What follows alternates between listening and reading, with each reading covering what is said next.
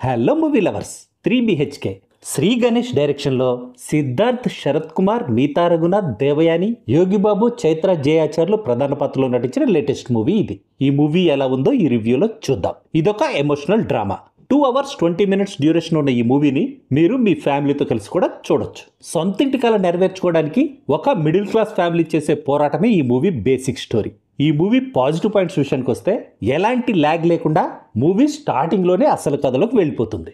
మంచి ఫ్యామిలీ ఎమోషన్స్తో ఆడియన్స్కి కనెక్ట్ అయ్యేలా రాసుకున్న కథతో ఆడియన్స్ని భావోద్వేగాలకు గురి చేసేలా ఉన్న సీన్స్తో డైరెక్టర్ శ్రీ గణేష్ ఈ మూవీని ప్రజెంట్ చేసిన విధానం బాగుంది.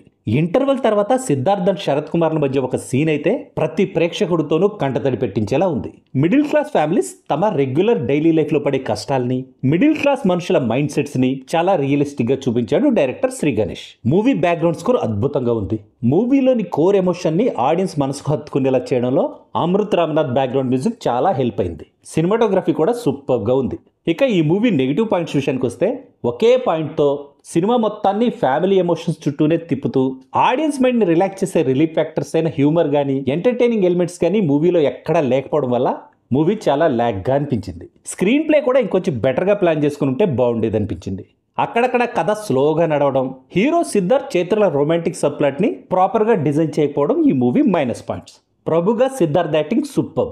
మిడిల్ క్లాస్ ఫాదర్ క్యారెక్టర్లో వాసుదేవన్గా శరత్ కుమార్ కూడా పర్ఫెక్ట్గా సెట్ అయ్యాడు. మిడిల్ క్లాస్ మదర్ శాంతి రోల్లో దేవయాని జీవించేసింది. సిద్ధార్థ్ చెల్లిగా మీతా రఘునాథ్, సిద్ధార్థ్ లవ్ ఇంట్రెస్ట్గా చైత్రల యాక్టింగ్ కూడా ఓకే. ఫైనల్గా చెప్పాలంటే ఒక సింపుల్ అండ్ రిలేటబుల్ స్టోరీతో ఎంగేజింగ్గా ఉన్న ఈ ఫ్యామిలీ డ్రామా నాకైతే బాగానే ఉందనిపించింది. ఎంటర్టైన్మెంట్ని ఎక్స్పెక్ట్ చేసి మీరు ఈ మూవీకి వెళ్తే మాత్రం డిసప్పాయింట్ అయ్యే ఛాన్స్ ఉంది. That's all in this review friends. మళ్ళీ నెక్స్ట్ రివ్యూలో కలుసుకుందాం. Thank you for watching.